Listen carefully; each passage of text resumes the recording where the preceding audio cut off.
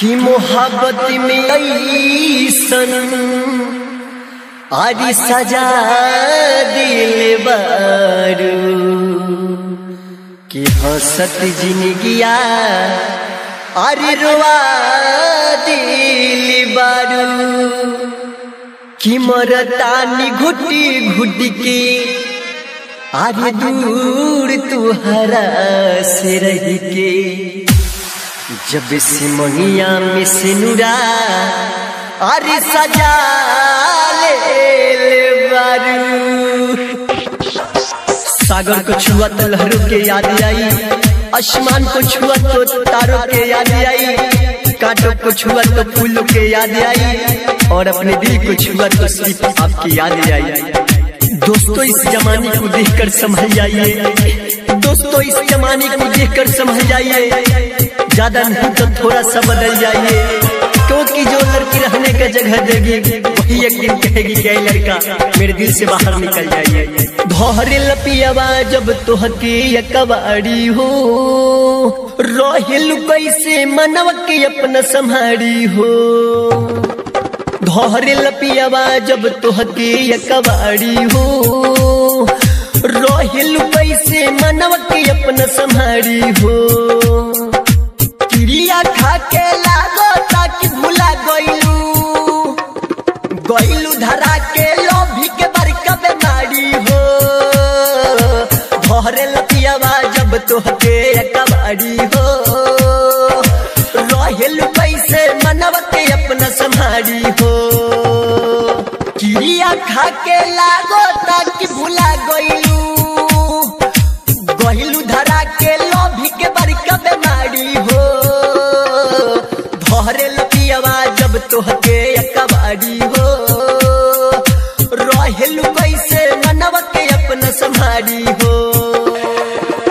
DJ Manish रहुआ, DJ Manish रहुआ, DJ Manish रहुआ, डीजे मनीष रहुआ, डीजे मनीष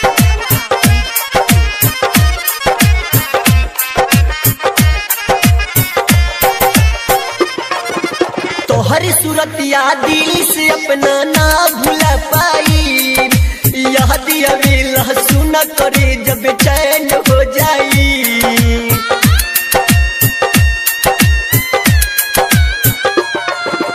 तोहरी सूरतिया दिल से अपना ना भूला पाई, याद अवेला सुना करे जब चैन हो जाई। रहे न पाता प्यार में जानम हद तक जाई, जकर के चोहनी उहे इतना भइल हर जाई। दिले बारूद खवा इतना भारी हो, रोहिल कैसे दिलवा के अपना मनाई हो।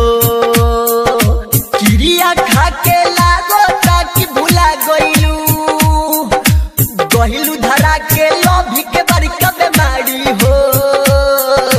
धोहरे लपियावा जब तोहके कबाड़ी हो, रोहिल कैसे मनवा के अपना संभारी हो।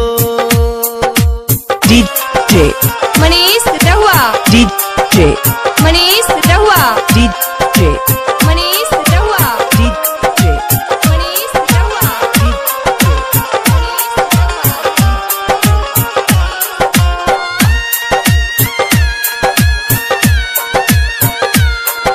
शादी के चैन के जिंदगी जियत तू हो कबू, पियावा के प्यार के अमृत समझ के पियत तू हो कबू।